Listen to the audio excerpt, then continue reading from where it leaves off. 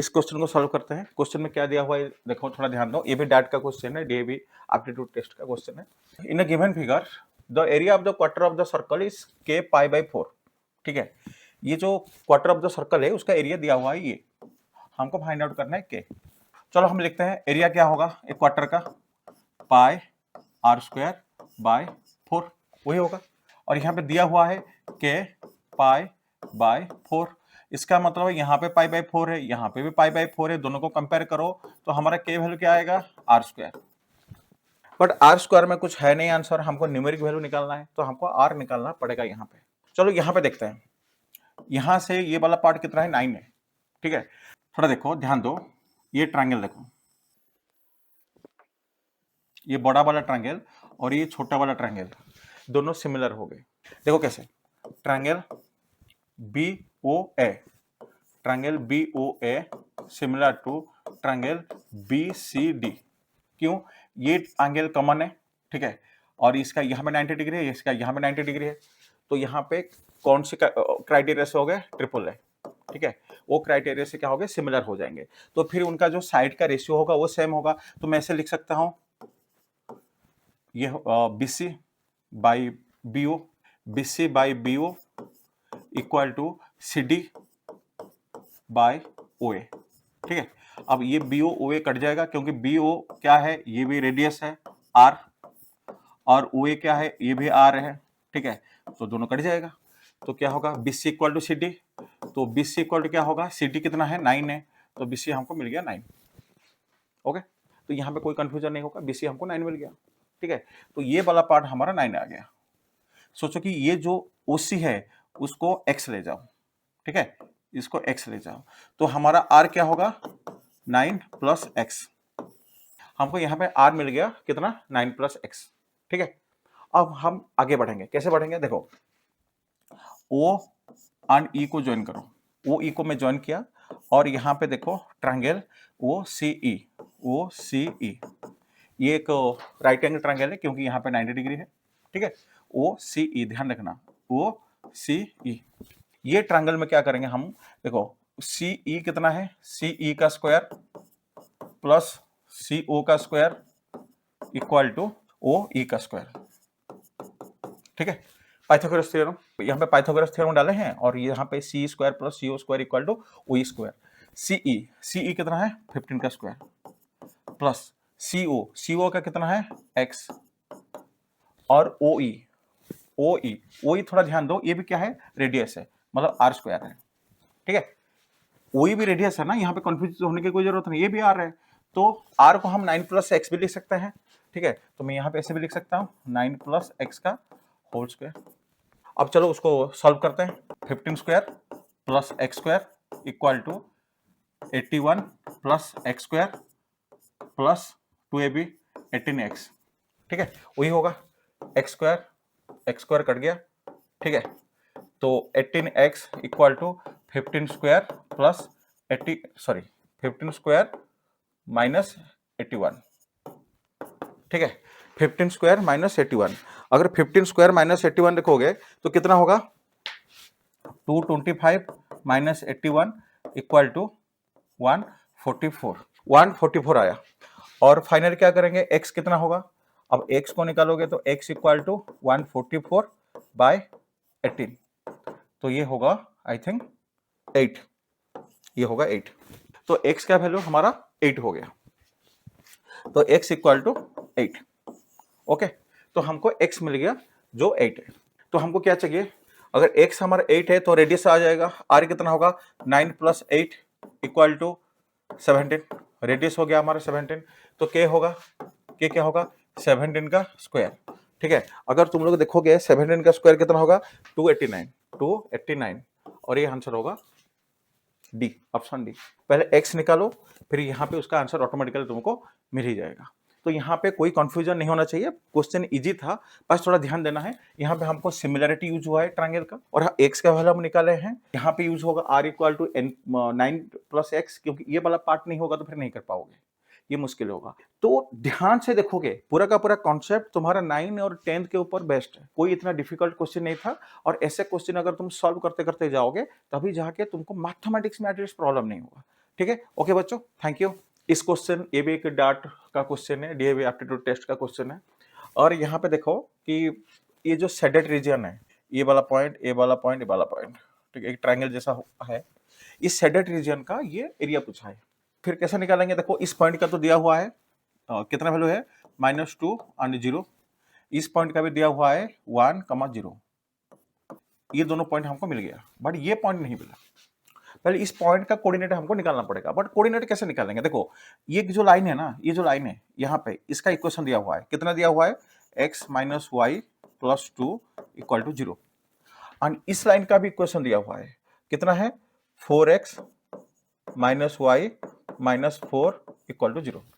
अब देखो ये दोनों इंटरसेक्ट इस पॉइंट में कर रहे हैं, ठीक है, ये लाइन और ये लाइन इंटरसेक्ट इस पॉइंट में कर रहे हैं, और इंटरसेक्ट पॉइंट एक पॉइंट में कर रहे हैं, मतलब वही उनका सोल्यूशन है। ठीक है, वही पॉइंट उनका सॉल्यूशन है। इसका मतलब है इस दोनों इक्वेशन का अगर सॉल्यूशन हम निकाल लेंगे तो उसका कोऑर्डिनेट मिल जाएगा हमको। तो चलो निकालते हैं, कैसे निकालेंगे, x - y + 2 = 0। नेक्स्ट क्या है, 4x - y - 4 = 0। चलो ये दोनों को सब्ट्रैक्ट कर लो। सब्ट्रैक्ट करने से क्या होगा, ये साइन चेंज हो जाएगा। ठीक है, ये तो 0 ही 0 है। अब यहाँ पे क्या होगा, -3x, और ये कट गया, और +6 = 0। ठीक है, तो x = क्या होगा, 2। अगर यहाँ पे x हमारा 2 है तो क्या करोगे, x का वैल्यू उसमें डाल दो, किसी में x का वैल्यू किसी में डाल दो, x = यहाँ पे 2 कर दो। ठीक है, तो y कितना होगा, अगर x का वैल्यू हम 2 ले लेंगे तो y कितना होगा, 4 होगा। तो हमको इस पॉइंट का कोऑर्डिनेट मिल गया 2, 4। इसका मतलब जो उसका x है ये है 2, और ये जो y पॉइंट है ये वाला, ये कितना होगा, ये यहाँ पे 4, ये हमको मिल गया। ठीक है, अब देखो इस ट्रायंगल का, ये जो ट्रायंगल है, ये वाला ट्रायंगल, ठीक है, इस ट्रायंगल का एरिया निकालना है। अब कैसे निकालेंगे, देखो पहले इसका डिस्टेंस निकालो। कोऑर्डिनेट पता है, डिस्टेंस निकाल सकते हैं। ये पॉइंट है बी पॉइंट, और ये पॉइंट है क्यू पॉइंट। तो हमारा बी क्यू कैसे निकालेंगे, बी क्यू निकालेंगे, एक फॉर्मूला है कोऑर्डिनेट से डिस्टेंस निकालने का, फॉर्मूला है, लेंथ निकालने का फॉर्मूला है, x2 - x1 का स्क्वायर प्लस y2 - y1 का स्क्वायर का रूट ओवर। ठीक है, अब यहां से देखो x2 - x1, 1 - -2, तो कितना होगा, 1 - -2 का होल स्क्वायर प्लस यहाँ पे 0 है तो 0 का स्क्वायर। ठीक है, और फाइनल क्या होगा, यहाँ पे 9 + 0 का रूट ओवर ऑफ, इसका मतलब है 3।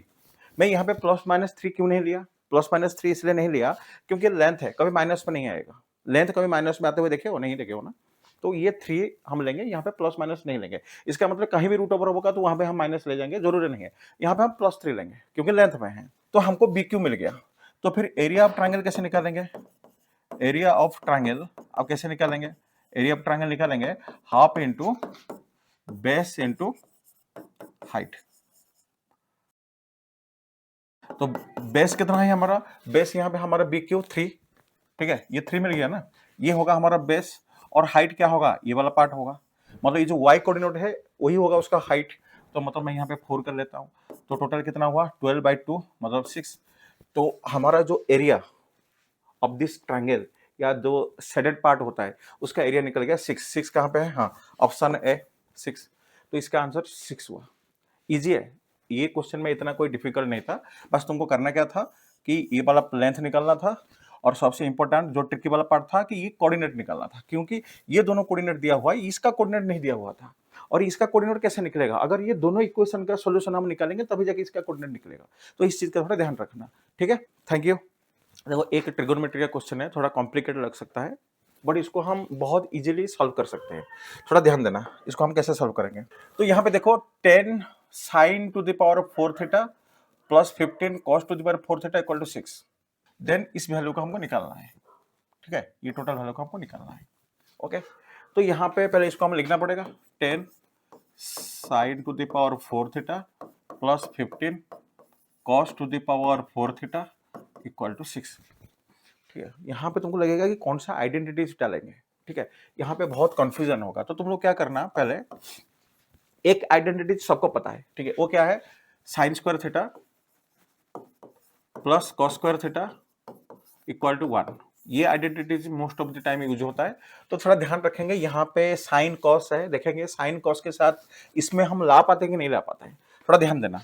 तो मैं इसको ऐसे लिख सकता हूँ, 10 sine square theta into sine square theta, ठीक है, लिख सकता हूँ ना उसको, sine to the power 4 theta को मैं ऐसे लिख सकता हूँ, plus 15 cos square theta into cos square theta equal to 6।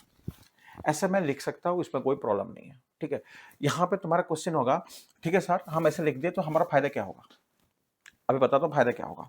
अब देखो यहाँ पे ये जो 6 है ना, ये 6 को यहाँ पे 1 लिख के इसको नीचे ले आओ, तो क्या होगा 10/6 और ये क्या होगा 15/6, ठीक है। उसको 6 को मैं इस तरफ ले आया, तो ये 10/6 हो जाएगा, ये 15/6 हो जाएगा, इसमें कोई कंफ्यूजन नहीं है। और थोड़ा ध्यान दो, ये पूरा का पूरा टर्म का मल्टीप्लिकेशन, सॉरी ये पूरा का पूरा टर्म का जो रिजल्ट होगा वो 1 होगा।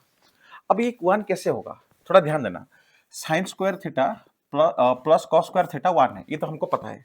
बट ये जो पार्ट है, पर्टिकुलरली ये जो पार्ट, ठीक है, ये जो पार्ट है और ये जो पार्ट है, ये दोनों पार्ट 1 हो गए तभी तो। अब सोचो कि ये दोनों पार्ट 1 हो गए तो sine square theta plus cos square theta equal to 1, कोई प्रॉब्लम नहीं है, ठीक है। अब ये दोनों को 1 होने के लिए साइन स्क्वायर थीटा का वैल्यू क्या होगा 6/10।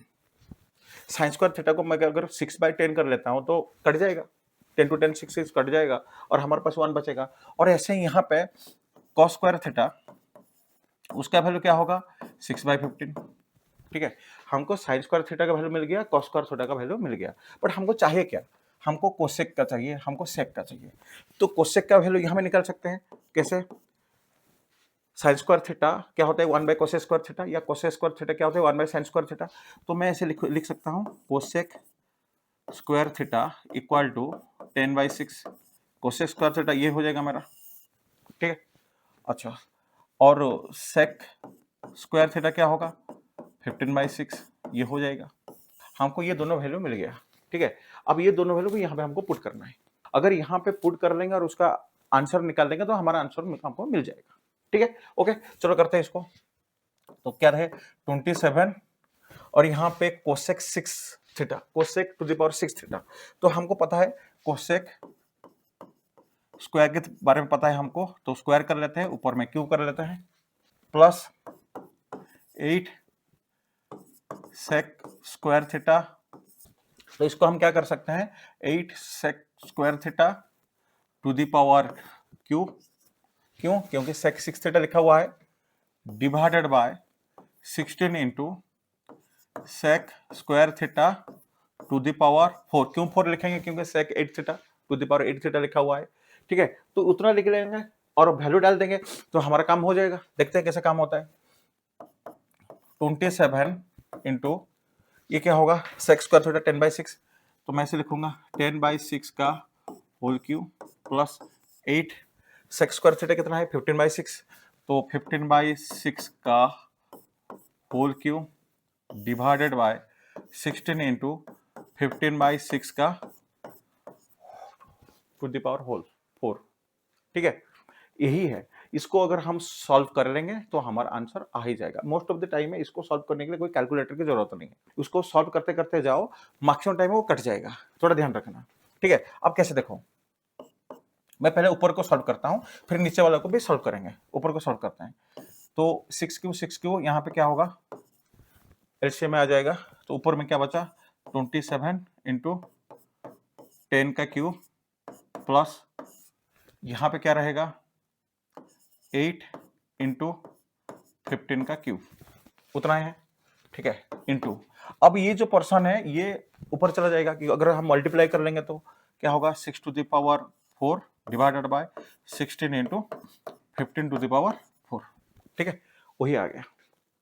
थोड़ा ध्यान दो, इसको हम क्यू में कन्वर्ट कर सकते हैं, इसको भी क्यू में कन्वर्ट कर सकते हैं, इसको टू द पावर 4 में कन्वर्ट कर सकते हैं। तो हम ऐसे लिख सकते हैं 3 cube into 10 to the power 3, ऐसे लिख सकते हैं। इसका मतलब क्या होगा कि 3 का cube into 10 to the power cube, और इसको हम ऐसे लिख सकते हैं ना कि 30 का होल क्यूब। ठीक है, 30 का होल क्यूब लिख सकते हैं, तो मैं डायरेक्ट उसमें चला जाऊंगा, मैं लिख लूंगा 30 का होल क्यूब। ठीक है, इसको डायरेक्ट मैं क्या लिखूंगा, 30 का होल क्यूब, 30 का क्यूब। ठीक है, प्लस यहाँ पे देखो, यहाँ पे भी 30 का क्यूब होगा। क्यों? क्योंकि 8 2 का क्यूब इंटू 15 का क्यूब, मतलब 2 इंटू 15 का होल क्यूब, तो 30 का होल क्यूब है, डिवाइडेड बाय 6।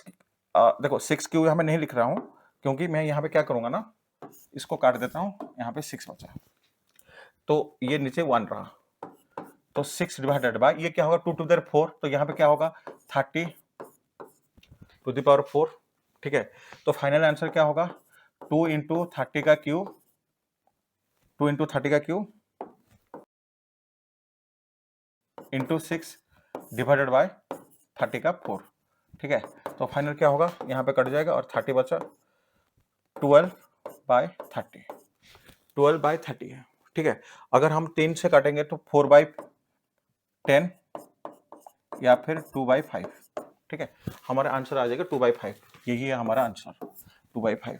इसको सॉल्व करो, मैक्सिमम जो कट जाएगा वहां से तुम्हारा आंसर मिल जाएगा 2 बाय 5। इंपॉर्टेंट क्या है, ये सॉल्व कैलकुलेशन इंपॉर्टेंट है नहीं, क्योंकि कैलकुलेशन तुम कैसे भी कर लोगे, पता है तो क्यूब और टू द पावर 4 रख के तुम काटोगे उसको, और नहीं पता है तो कैसे भी करके कैलकुलेशन कर लोगे।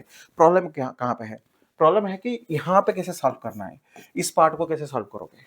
ठीक है, इस पार्ट को हमको ऐसे ही सोचना पड़ेगा, इसको तुम किसी भी आइडेंटिटीज को डाल के सॉल्व नहीं कर सकते। अगर ऐसे सॉल्व करके जाके, ताकि हमको यहाँ पे cos स्क्वायर थीटा मिलेगा, sec स्क्वायर थीटा मिलेगा। ठीक है, तो कुछ कुछ आइडेंटिटीज होते हैं, और तुम बोलोगे सर हमको कैसे पता चलेगा, हम यहाँ से शुरू करें। देखो ये प्रैक्टिस से होता है, डिफरेंट टाइप ऑफ क्वेश्चन को अगर तुम सॉल्व करोगे तो ये तुमको मिल जाएगा। ठीक है, आई होप तुमको ये समझ में आया होगा। ओके बच्चों, थैंक यू। चलो अभी इस क्वेश्चन को देखते हैं। इस क्वेश्चन कंपैरेटिवली इजी है, थोड़ा ध्यान देना। ठीक है, तो इसको इजीली तुम लोग को सॉल्व कर सकते हो, क्योंकि ये टोटल पॉलिनोमियल का ही कॉन्सेप्ट से आया है, पॉलिनोमियल चैप्टर से आया है, तो इजीली हो जाएगा I hope. If the roots of the equations, ये जो इक्वेशंस है, ठीक है, बी टू कंसेक्यूटिव इंटीजर्स, उसका जो रूट्स है 2 कंसेक्यूटिव इंटीजर्स है। पहले देखो कि ये इक्वेशन किस फॉर्म में है, x square plus b x plus c equal to 0, इस फॉर्म में है। तो इसका मतलब है जो b क्या है, माइनस बी है, a क्या है 1 है। यहाँ पे अगर देखोगे तो a हमारा 1, b क्या है माइनस बी, और c क्या है c, उसी फॉर्म में है। ठीक है, तो हमको फाइंड आउट क्या करना है, हमको फाइंड आउट करना है बी स्क्वायर माइनस 4c, ये हमको फाइंड आउट करना है। पर क्या दिया है, 2 कंसेक्यूटिव इंटीजर्स, उसका जो रूट्स है, सोचो कि 2 रूट्स है अल्फा एंड बीटा, ये 2 कंसेक्यूटिव इंटीजर्स है, मतलब अल्फा अगर उसको हम n लेते हैं तो बीटा होगा n माइनस 1। ठीक है, वही है। और हमको पता है कि मल्टीप्लीकेशन मतलब प्रोडक्ट ऑफ द 2 जीरोस क्या है, c by a, c by a मतलब क्या होगा, c बाई ए मतलब c, अल्फा इंटू बीटा होगा c, अल्फा प्लस बीटा क्या होगा, सम ऑफ द प्रोडक्ट क्या होगा, माइनस बी बाई ए, और माइनस बी कितना है मेरा, माइनस बी, ये क्या होगा 1 होगा। यहाँ पे कंफ्यूजन थोड़ा बहुत हो सकता है, तुमको माइनस बी माइनस लेना है नहीं लेना है क्या रहेगा, यहाँ पे कंफ्यूजन हो सकता है। ठीक है, थोड़ा सा ध्यान देना। तो हमको अल्फा प्लस बीटा मिल गया, हमको अल्फा इंटू बीटा मिल गया। ठीक है, अभी इसको फाइंड आउट करना है, किसको फाइंड आउट करना है, बी स्क्वायर माइनस 4ac। तो बी स्क्वायर मतलब क्या है, alpha plus beta, alpha plus beta क्या होता है कि सम ऑफ द 2 जीरोस, तो हम ऐसे लिख सकते हैं n प्लस 1 का होल स्क्वायर, क्योंकि बी क्या है अल्फा प्लस बीटा, तो अल्फा मेरा n है, बीटा मेरा कितना है n माइनस 1 है। ठीक है, या n प्लस 1 ले जाओ बेटर है। ठीक है, ओके, माइनस 4c। अब माइनस सी क्या होता है, अल्फा इंटू बीटा, और अल्फा इंटू बीटा को हम ऐसे लिख सकते हैं, एक n है और दूसरा क्या है n प्लस 1। अब इसको सॉल्व करो तो क्या होगा, 2n प्लस 1 का whole square minus 4n square minus 4n, वही है। इसको और सॉल्व करो, 4n square plus 1 plus 4n minus 4n square minus 4n, यहाँ पे देखो ये दोनों कट गया, ये दोनों कट गया, फाइनल आंसर क्या आया 1, तो ये होगा हमारा आंसर। तो बी स्क्वायर माइनस 4c क्या आया, 1 आया, ऑप्शन बी। ठीक है, इसमें कोई कंफ्यूजन नहीं है, बस तुमको कंफ्यूजन यहाँ पे हो सकता है कि यहाँ पे तुमको माइनस में लेना है या नहीं लेना है, और एक कंफ्यूजन होगा यहाँ पे सॉल्व करने के टाइम में, थोड़ा देख लेना। अदरवाइज इसमें और कोई कंफ्यूजन है ही नहीं। Okay, thank you. ओके, चलो नेक्स्ट क्वेश्चन करते हैं।